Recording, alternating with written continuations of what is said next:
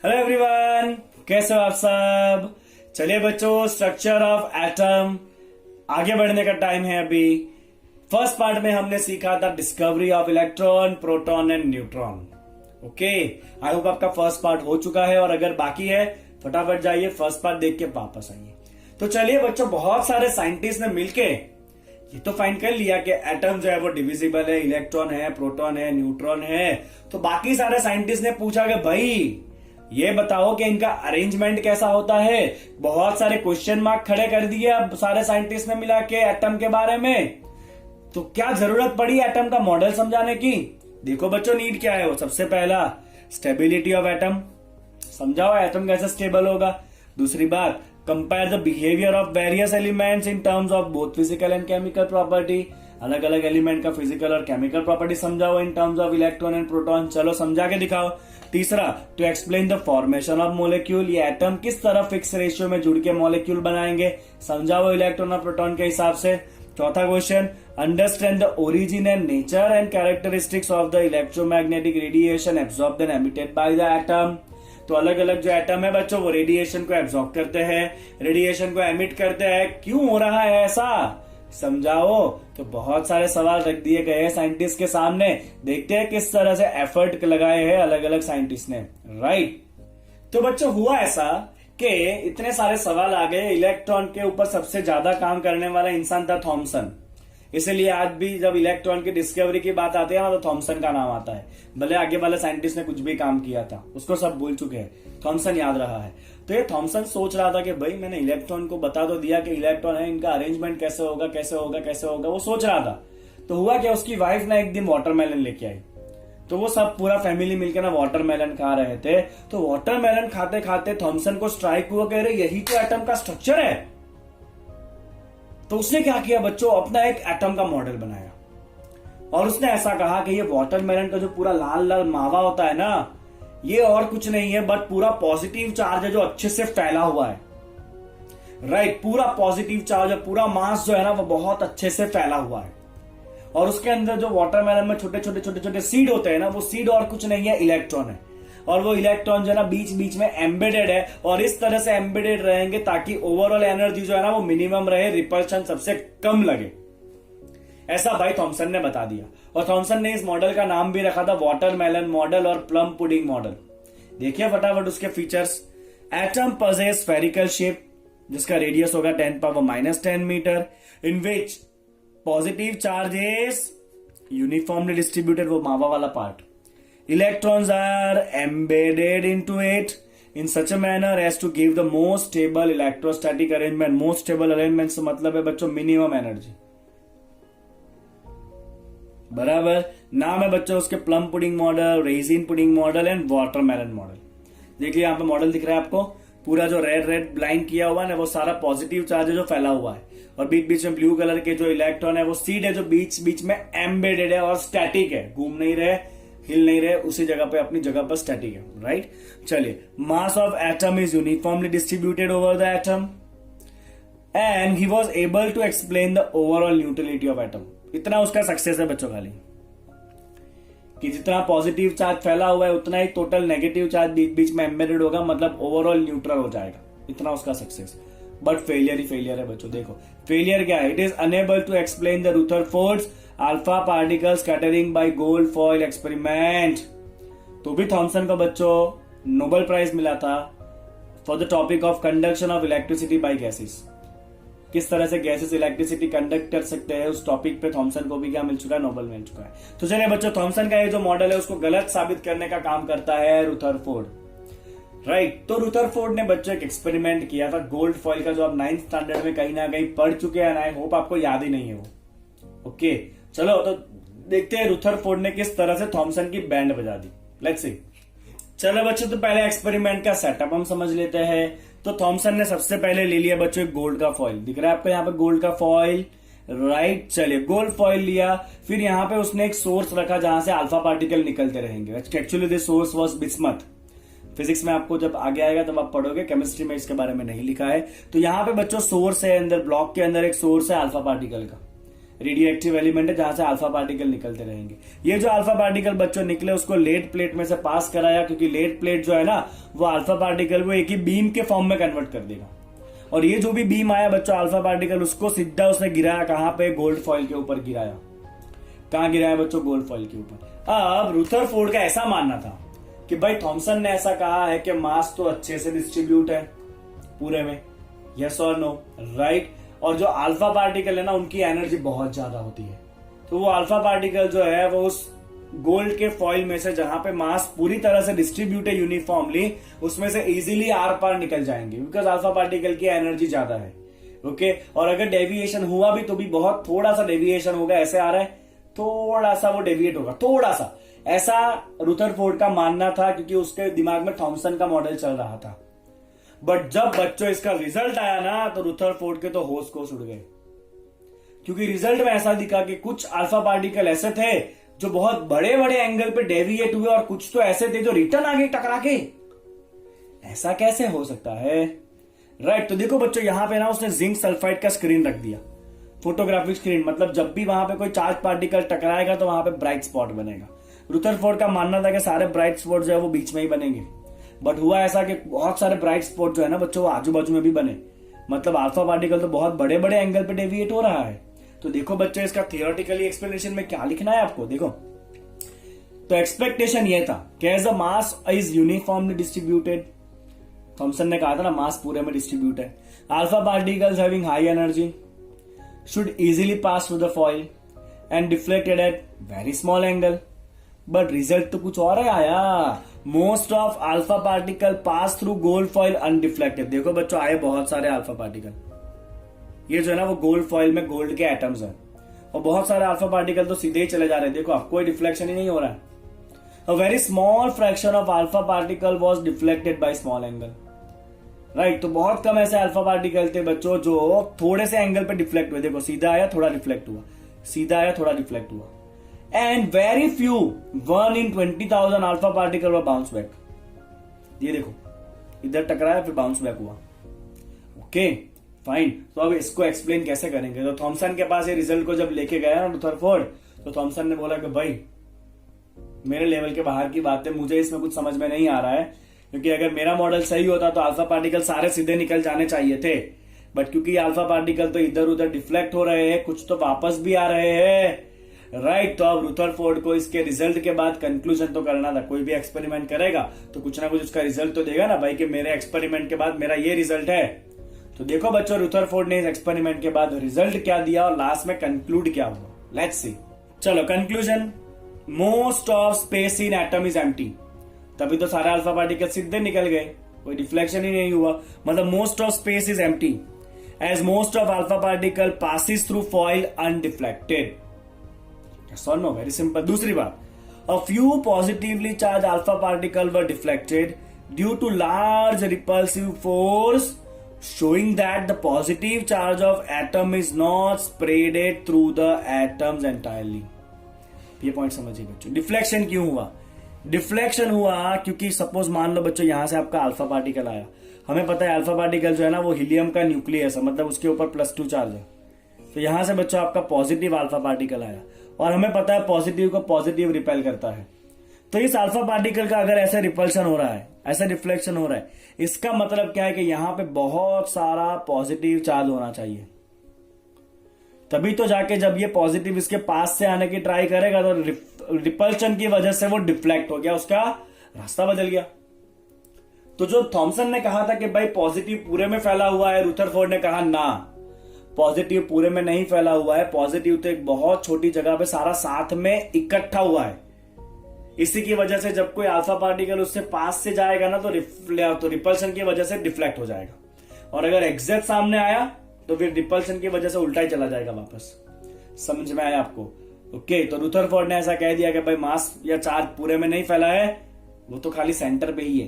Okay चलो, this positive charge has to be concentrated, the positive charge has to be concentrated in a very small volume that repel and deflect the positive charge alpha particle। Okay, तो जो आपका पूरे atom का positive charge है वो बहुत छोटी जगह पे कॉन्सेंट्रेट है, तब भी जाके बच्चों वो क्या कर सकता है, जो अल्फा पार्टिकल है वो खुद भी पॉजिटिव चार्ज है उसको डिफ्लेक्ट कर सकता है। समझ आया आपको? Second point clear. चलिए तीसरा पॉइंट, volume occupied by the nucleus is negligibly small as compare to the total volume of atom. तो पूरा जो एटम का वॉल्यूम है ना, उसके कंपेयर में न्यूक्लियस का वॉल्यूम जो है ना बहुत छोटा है। आप समझ लो बच्चों, अगर 5 किलोमीटर के फील्ड है ना, पूरा 5 किलोमीटर समझते हो आप, 5 किलोमीटर मतलब अप्रोक्सीमेटली क्रिकेट के ले लेते हैं बच्चों कम से कम 5 ग्राउंड। ओके, उतना बड़ा अगर एटम है ना, तो न्यूक्लियस उसमें क्रिकेट के बॉल जितना है। इतना डिफरेंस है बच्चों साइज के अंदर, राइट? देखो, तो इसीलिए बच्चों रुथरफोर्ड ने गिना के रेडियस ऑफ एटम जो है ना वो 10⁻⁻10 मीटर है, जो थॉमसन ने भी कहा था। और जो न्यूक्लियस है ना उसका रेडियस खाली कितना होता है, radius of the nucleus is only 10⁻⁻15 metre.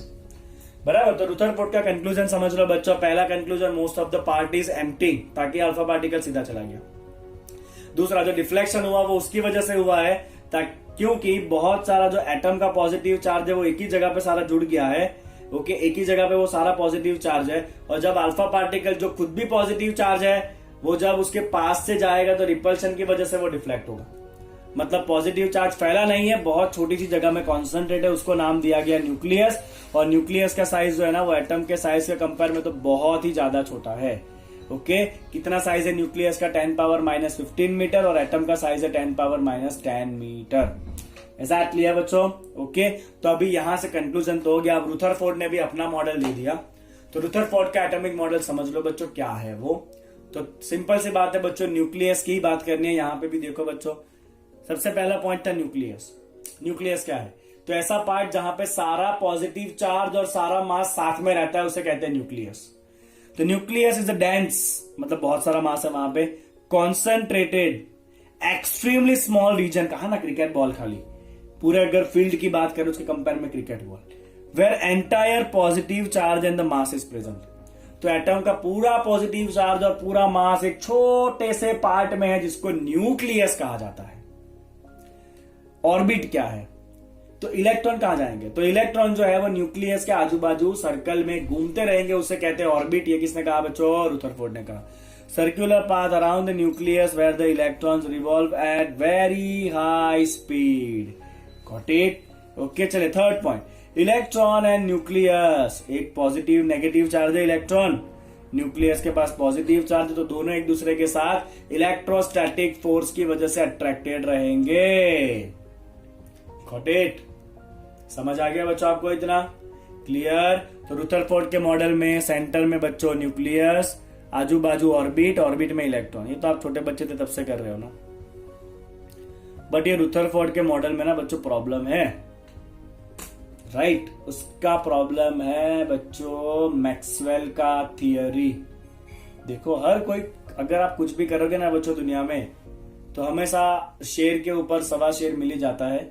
कोई ना कोई तो ऐसा है ही जो आपकी बैंड बजाने के लिए तैयार है।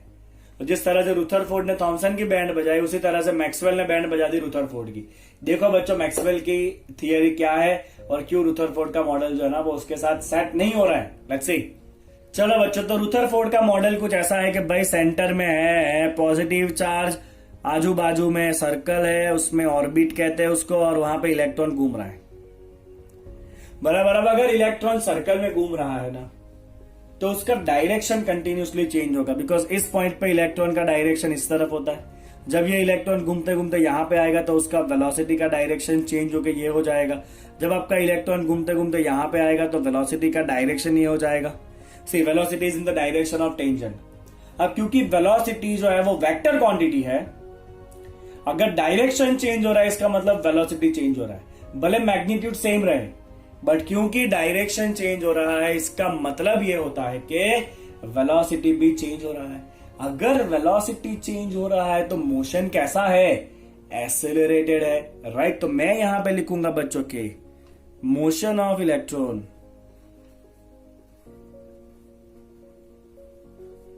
अराउंड न्यूक्लियस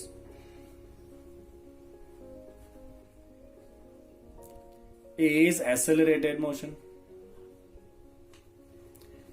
अब सुनो बच्चों, अगर आपका मोशन एक्सेलरेटेड है, अब मैक्सवेल ऐसा कहता है बच्चों के, या मैक्सवेल का थियरी ऐसा कहता है कि जब भी कोई चार्ज पार्टिकल एसेलरेट हुआ ना तो वो अपनी एनर्जी रिलीज कर देता है। अगर कोई चार्ज पार्टिकल एसेलरेट हुआ तो वो अपनी एनर्जी क्या करेगा, रिलीज कर देता है। तो यहां पे इलेक्ट्रॉन भी तो चार्ज पार्टिकल है। अगर इलेक्ट्रॉन एसेलरेट हुआ जैसे कि सर्कल में घूम रहा है तो वो तो अपनी एनर्जी को रिलीज कर देगा। तो मैं यहां पे लिखूंगा as per Maxwell's theory of electromagnetism. ये सारा क्वांटम फिजिक्स का काम है बच्चों। As per the Maxwell's theory, charge particle जैसे कि यहां पे आपका इलेक्ट्रॉन व्हेन एक्सेलरेटेड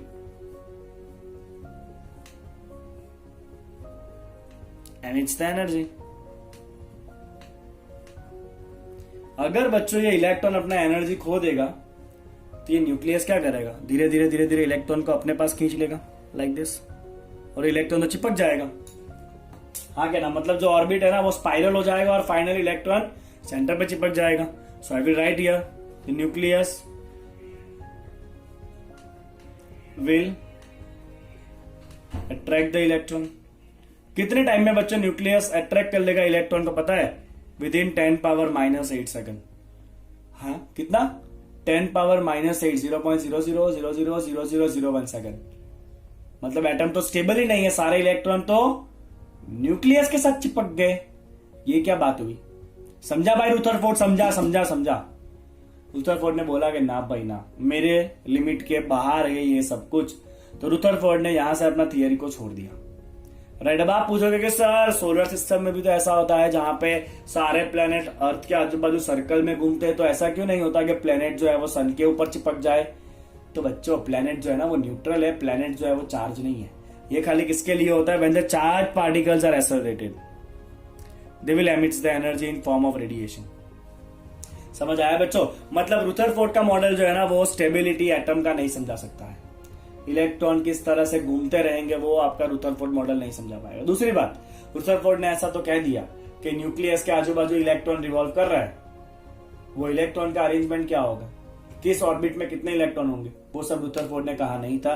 तो second is no explanation of the distribution of electron around the nucleus. And the third, वो इलेक्ट्रॉन का एनर्जी कितना होगा वो कुछ भी कहा नहीं था। No explanation of the energy of the electron. तो यहां पे बच्चों रुदरफोर्ड का मॉडल जो है वो फेल हो गया। थॉमसन आया, अल्फा पार्टिकल स्कैटरिंग आया, रुदरफोर्ड का मॉडल आया, वो फेल हो गया। उसके पहले बच्चों हम कुछ छोटा सा एक और टॉपिक करेंगे जहां पे हम एटॉमिक नंबर, एटॉमिक मास के बारे में सीख लेते हैं फटाफट। राइट, 2-5 मिनट का टॉपिक है। चलिए, तो कोई भी स्पीसीज या कोई भी एटम का सिंबल इस तरह से होगा बच्चों। ये एक्स क्या है? एटम का सिंबल है। नीचे लिखा जाता है बच्चों एटॉमिक नंबर, ऊपर लिखा जाता है एटॉमिक मास। जैसे कि अगर ऑक्सीजन है, सिंबल है उसका O, एटॉमिक नंबर है 8, एटॉमिक मास होता है बच्चों 16। यस और नो? अब यहां पे बच्चों जो आपका होता है ना वो होता है एटॉमिक नंबर, जिसको हम कहते हैं Z। Atomic number is none other than but number of proton. Atomic number is Z and Z is what? Number of proton. तो यहां पे जो दिख रहा है ना वो नंबर ऑफ प्रोटॉन है। और अगर आपका एटम न्यूट्रल है तो number of proton and number of electron कैसा होता है? सेम होता है। कैसा होता है? Number of proton and number of electron जो है वो सेम होता है। तो I can also right number of proton is number of neutron in the अनचार्ज atom और न्यूट्रल एटम। Got it? चलिए बच्चों, अब यहां पे ऊपर जो है ना वो एटॉमिक मास है। अब एटॉमिक मास में खाली कौन कंट्रीब्यूट करता है बच्चों? Proton and neutron he contribute करता है, बिकॉज इन दोनों के कंपेयर में इलेक्ट्रॉन का मास नेग्लिजिबली स्मॉल होता है, जिसको हम 0 कर सकते हैं। तो ऊपर आपका जो है ना बच्चों एटॉमिक मास, ये क्या है बच्चों? Total number of neutron and proton है। क्या है बच्चों? Total number of neutron and proton. तो नीचे आपका नंबर ऑफ प्रोटॉन, ऊपर है न्यूट्रॉन एंड प्रोटॉन जोड़ के जो है वो। तो दिस A इज N+P। तो अगर मुझे नंबर ऑफ न्यूट्रॉन चाहिए बच्चों तो मैं क्या करूंगा? A में से Z माइनस कर दूं, क्योंकि यहाँ पे न्यूट्रॉन प्रोटॉन दोनों है, यहाँ पे खाली प्रोटॉन है। अगर इसमें से इसको माइनस करूं तो न्यूट्रॉन मिल जाएगा। यस और नो? चलो बच्चों फटाफट आप मुझे गिन के दे दो प्रोटॉन न्यूट्रॉन इसके अंदर कितना है। चलिए, तो इसके अंदर एटॉमिक नंबर है कितना आपका? 8। तो नंबर ऑफ प्रोटॉन है 8। राइट, एटॉमिक मास मतलब number of neutron plus proton कितना है? 16। उसमें से प्रोटॉन कितना है? 8। तो न्यूट्रॉन भी कितना हो जाएगा बच्चों? आपका 8 हो जाएगा। राइट, मैंने इसके बाद आपके लिए बहुत सारे एग्जांपल रखेंगे जो हम सॉल्व करेंगे। ओके, चलिए बच्चों आप कुछ और टर्म समझ लो। Isotope, isobar and isotones.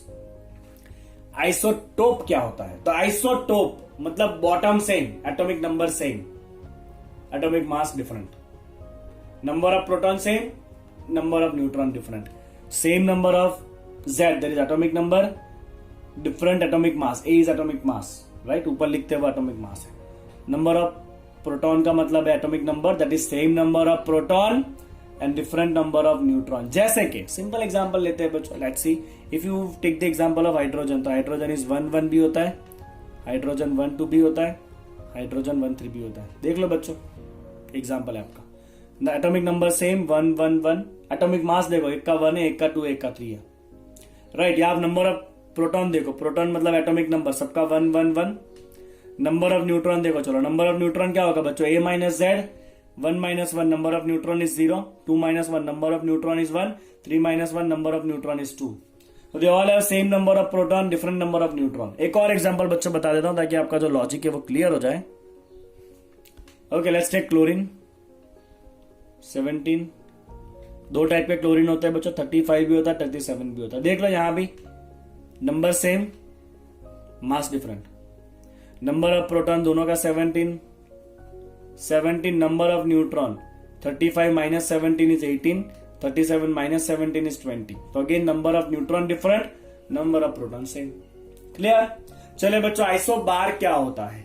Iso बार, बार मतलब ऊपर लगता है, मतलब mass same, atomic mass same, atomic number different, right. देख लो बच्चों, एग्जांपल से आपको सिंपल बता देता हूं मैं। Let's take argon and calcium. Argon has atomic number of 18, calcium has 20, both have atomic mass 40। Check it out, both have same atomic mass, atomic numbers are different. Both have same atomic mass, atomic numbers are different, so these are called as isobar। बार मतलब ऊपर लगता है, mass same. Isotone, N for neutron, so they have same number of neutron. What will they have? Same number of neutron are same. Okay, let me give you the example for the same number of neutron. If I take let's take the example of this as argon 1840, and that's a difference of 22, and let's take this scandium 2143. check it out, atomic numbers are different, atomic mass are also different, but what is the number of neutron you consider? तो number of neutron क्या होता है बच्चों, a minus z, 40 minus 18, number of neutrons are 22, 43 minus 21, again the number of neutron are 22. So this both have same number of neutron. Check it out, this both have same number of neutrons, so this both are called as what they are called? They are called as isotones, same number of neutron. तो वापस एक बात समझ लो बच्चों, अगर Z same है तो आइसोटोप, अगर A सेम है, ऊपर सेम है तो आइसोबार, और अगर दोनों का डिफरेंस सेम है, that is number of neutron same है, तो आइसोटोन। समझ लिया बच्चों? As you are in 11th standard, I expect आपको बहुत इजीली इतना समझ में आ जाना चाहिए। चलिए बच्चों, अब आपके सामने मैं कुछ क्वेश्चंस रख रहा हूं जो आपको सॉल्व करने हैं, हम साथ में इसको सॉल्व करेंगे। Let's see that. चलिए बच्चे, इस टेबल को आपको कंप्लीट करना है। क्या दिया है? 4 चीजें, प्रोटॉन, न्यूट्रॉन, इलेक्ट्रॉन और उसका सिंबल। सबसे पहले देखो बच्चों, प्रोटॉन इज 10। प्रोटॉन का मतलब क्या है बच्चों? Atomic number. क्या होता है? प्रोटॉन का मतलब होता है एटॉमिक नंबर Z। चलिए 10 नंबर पे कौन सा एटम आता है बताओ? 10 नंबर का एटम या एलिमेंट कौन सा होता है बच्चों? नियॉन होता है। यहां होप आपको 1 से 30 एलिमेंट याद होंगे, राइट। चलो तो नियॉन आ गया।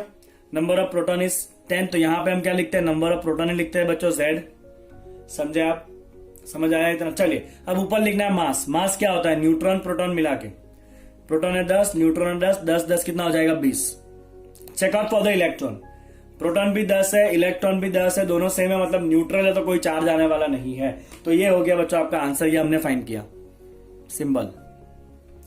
चलिए अब आपको स्पीसीज दे दिया है और आपको ये तीनों निकालना है, कोई बात नहीं, अभी हो जाएगा।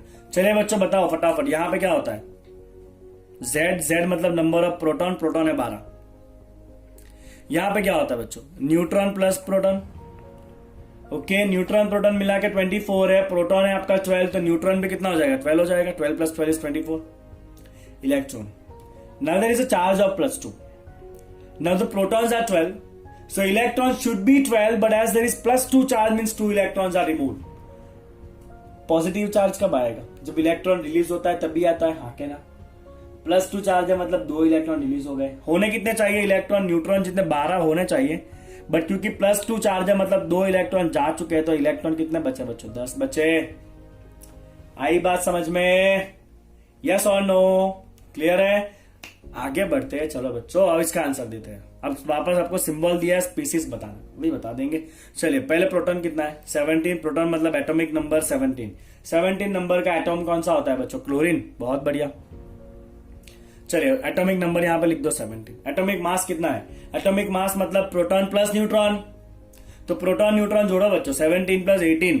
17 प्लस 18 कितना होता है? 35 होता है। आगे ना चार्ज की बात करते हैं। इलेक्ट्रॉन है 18, प्रोटॉन है 17। एक इलेक्ट्रॉन ज्यादा हो गया, मतलब एक इलेक्ट्रॉन लिया होगा मतलब -1 चार्ज। मजा आया? समझ आ रहा है बच्चों आपको? चलिए आखिरी करके दिखा। प्रोटॉन और इलेक्ट्रॉन निकालना है। तो प्रोटॉन तो ये रहा सीधा, atomic number that is Z is number of proton, that is कितना? 8। इलेक्ट्रॉन कितने होने चाहिए? तो प्रोटॉन है 8, तो इलेक्ट्रॉन भी होने चाहिए 8, क्योंकि -2 चार्ज है, मतलब 2 इलेक्ट्रॉन को लिया गया है तभी -2 चार्ज आएगा ना। 2 इलेक्ट्रॉन एक्सेप्ट कराओ बच्चों, कितना हो गया? 8 + 2 10 इलेक्ट्रॉन। बोलो आपको आया समझ में बच्चों? अब आपको मेरे लिए काम करना है बच्चों, आपको होमवर्क है, मुझे 2 क्वेश्चन गिन के देने, 2.1 एग्जाम्पल नंबर एंड 2.2। ऐसा ही क्वेश्चन आप चुटकी बजा के इसको सॉल्व कर लोगे। I am very clear with that. चलो बच्चों, तो इसी टॉपिक से जुड़े हुए ना 3 न्यूमेरिकल करेंगे जो एनसीईआरटी एक्सरसाइज में है। राइट, प्रोटॉन न्यूट्रॉन इलेक्ट्रॉन के ही क्वेश्चन है, बट थोड़े से ट्रिकी वे में उसको दिया गया है। देखिए बच्चों, क्वेश्चन नंबर 2.42 क्या है? An element with mass number 81। Mass number मतलब A, जो हम ऊपर लिखते हैं, that is 81। It contains 31.7% more neutron as compare to proton. आप इसको अब ध्यान से समझिए, क्या कहा है बच्चों? That is 31.7% more neutron than proton. ठीक है, तो आपका न्यूट्रॉन कितना हो गया बच्चों? न्यूट्रॉन जो है बच्चों वो प्रोटॉन से भी 31.7% ज्यादा है। तो अगर प्रोटॉन बच्चों 100% है, समझो आप, अगर प्रोटॉन बच्चों 100% है तो न्यूट्रॉन उससे 31% ज्यादा है, मतलब न्यूट्रॉन कितना हो जाएगा? 131.7% हो जाएगा। समझे आपके? नहीं समझे? तो आपका न्यूट्रॉन हो जाएगा बच्चों 131.7% ऑफ प्रोटॉन। चलिए परसेंटेज को हम क्या करते हैं बच्चों? ऑब्वियसली डिवाइड बाय 100 कर देंगे, ओके, इनटू प्रोटॉन। तो आपका न्यूट्रॉन कितना हो गया बच्चों? 1.317p हो गया। इतना आपको आ गया समझ में? क्लियर? अब आपको क्या दिया? मास नंबर दिया हुआ है। मास नंबर क्या होता है बच्चों? न्यूट्रॉन और प्रोटॉन दोनों को मिला के कितना है? 81 है। आया आपको समझ में? राइट, चलिए न्यूट्रॉन कितना है बच्चों? 1.317p। न्यूट्रॉन की जगह सब्स्टिट्यूट कर दिया ना, 1.317p plus p is equal to 81। तो 2.317p इज इक्वल टू 81। तो नंबर ऑफ प्रोटॉन कितना हो जाएगा बच्चों? डिवाइड करो, चलो 81 डिवाइड बाय 2.317। ठीक है, तो डिवाइड करने पे बच्चों ये आ रहा है आपका करीब करीब 35। तो नंबर ऑफ प्रोटॉन कितना है बच्चों? 35 है। नंबर ऑफ प्रोटॉन का मतलब ही क्या है बच्चों? एटॉमिक नंबर आपको पता होना चाहिए। 35 पे कौन सा एलिमेंट आता है बच्चों? ब्रोमीन आता है। कौन सा आता है आपका? ब्रोमीन आता है। राइट, तो अब आपको सिंबल दे दीजिए बच्चों, आपका स्पीसीज है ब्रोमीन, एटॉमिक नंबर है 35 और एटॉमिक मास तो ऑलरेडी दे दिया 81। क्लियर? तो ये आपका आंसर है for this particular question. Got it? बोलो बच्चों, इतना आया समझ में आपको? क्लियर है?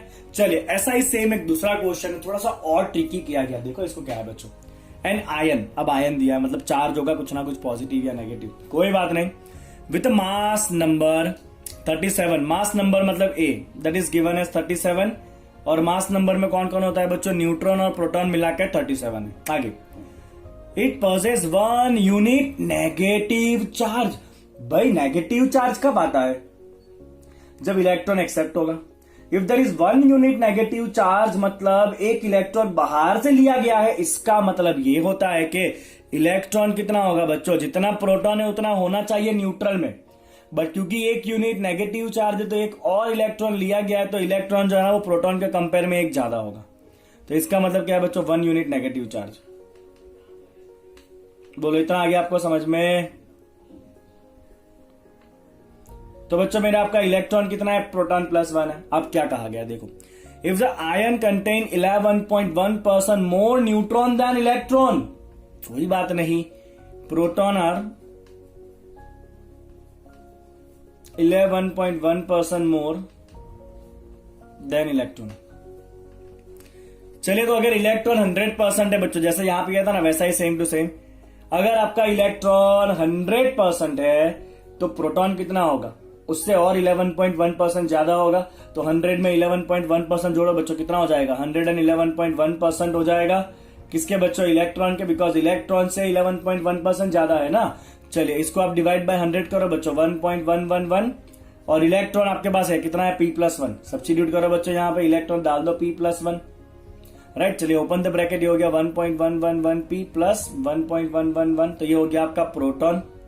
अब मेरे बच्चों न्यूट्रॉन प्रोटॉन मिला के 37 है। आ जाइए, यहाँ पे बात खत्म कर देते हैं, राइट। यहाँ पे प्रोटॉन ही ज्यादा है ना बच्चों, ना ना ना ना ना ना, कुछ गलती कर दी हमने। मैं वही सोच रहा हूँ प्रोटॉन कहां से है। देखो तो बच्चों, ion contain 11.1% more neutron than electron, तो ये जो है ना वो न्यूट्रॉन है। This is not proton, this is neutron. Logic समझ में आना चाहिए हाँ बच्चों, छोटी मोटी गलतियां तो अलाउड है, अब गलती पकड़ ले रहे हो तो अलाउड है, ओके।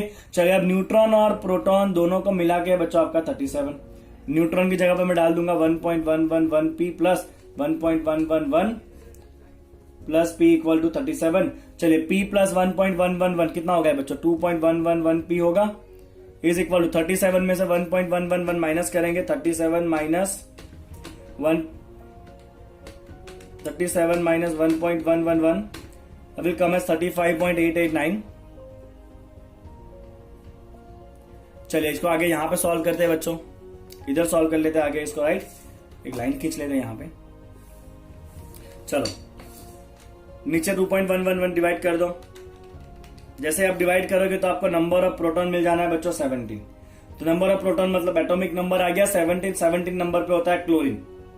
चलिए, इतना फिक्स हो गया आपका। चलिए, उसके नंबर ऑफ न्यूट्रॉन गिन लो फटाफट बच्चों। नंबर ऑफ न्यूट्रॉन कितना है, तो ये रहा नंबर ऑफ न्यूट्रॉन है बच्चों आपका 1.111 इंटू पी। पी कितना आया है, 17 plus 1.111। Just give me a second, I will calculate it. 17 into 1.111 plus 1.111, right. तो ये हो रहा है बच्चों आपका 19.99, that you can write nearly equal to 20। कितना हो रहा है बच्चों, नियरली आपका 20 हो रहा है नंबर ऑफ न्यूट्रॉन। चलिए, स्पीसीज का सिंबल दे दें, बहुत सिंपल है। चलिए, तो आपका स्पीसीज है क्लोरीन, एटॉमिक नंबर है 17, एटॉमिक मास प्रोटॉन न्यूट्रॉन को जोड़ो बच्चों, 17 प्लस 20 कितना हो जाएगा, 37, and it contain 1 unit negative charge -1। तो ये हो गया बच्चों आपका इस क्वेश्चन का आंसर। समझ आ रहा है बच्चों, जिस तरह से आपको स्टेटमेंट दिया ना, स्टेटमेंट टू स्टेटमेंट आपको आगे बढ़ते रहना है, ओके। चलो बच्चों, ऐसा ही एक और तीसरा क्वेश्चन है, आई होप आप तो फटाफट कर लोगे इस क्वेश्चन को। नेक्स्ट क्वेश्चन है कि an ion with mass number 56, चलो वापस मास नंबर मतलब ए, न्यूट्रॉन और प्रोटॉन को मिला के है 56, 3 यूनिट्स पॉजिटिव चार्ज। अब आप समझ रहे हो बच्चों, पॉजिटिव चार्ज का मतलब इलेक्ट्रॉन कितना होना चाहिए, प्रोटॉन जितना होना चाहिए, क्योंकि 3 यूनिट पॉजिटिव चार्ज है, मतलब 3 इलेक्ट्रॉन जा चुके हैं, तो इलेक्ट्रॉन बचे कितने, प्रोटॉन -3 बचे। इसका मतलब हो गया बच्चों 3 यूनिट पॉजिटिव चार्ज।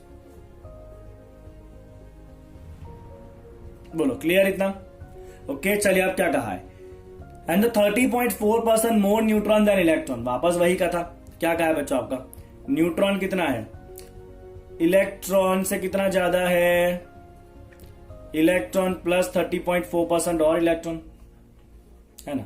तो इलेक्ट्रॉन अगर 100% है तो न्यूट्रॉन कितना हो जाएगा, 130.4% हो जाएगा, उससे 30% ज्यादा है ना, तो 130.4% हो जाएगा इलेक्ट्रॉन के।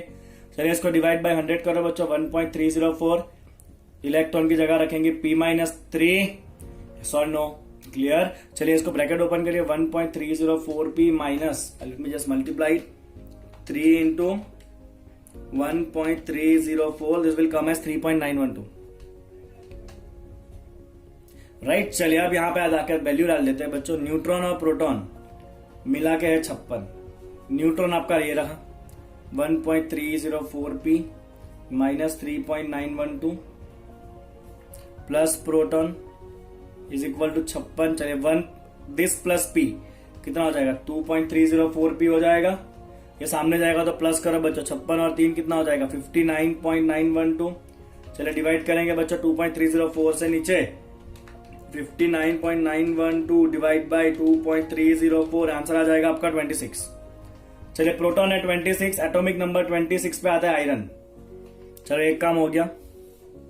Let's find the number of neutron. यहां पे रखो बच्चों, neutron is 1.304p minus 3.912. Let me just multiply it into 1.304 minus 3.912. चलो बच्चों ये आपका हो गया कुछ अराउंड 30। कितना हो गया? न्यूट्रॉन हो गया 30। ओके, तो एटॉमिक मास तो ऑलरेडी आपको 56 दे दिया है ना। ये हमने खाली ज्यादा मेहनत कर दी ना, है ना? ऐसा नहीं करना था। एटॉमिक नंबर में न्यूट्रॉन प्रोटॉन मिला के 56, प्रोटॉन अगर 26 है तो न्यूट्रॉन ऑब्वियसली 30 हो जाएंगे। ऐसे करो तो भी चलेगा, आंसर विल बी सेम। चलो तो अब स्पीसीज का सिंबल दे दे। 56 नंबर पे Fe, atomic number 26, atomic mass 56, 3 unit positive charge +3। चलो बच्चों, तो यहां पे आपका ये न्यूमेरिकल भी खत्म होता है।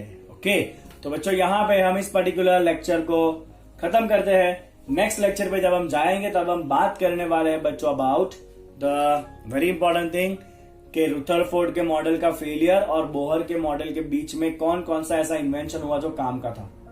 This is what we are going to study in the next lecture. Thank you so much for watching it. Keep watching the channel. Keep subscribing the channel. Video को लाइक करते रहिए।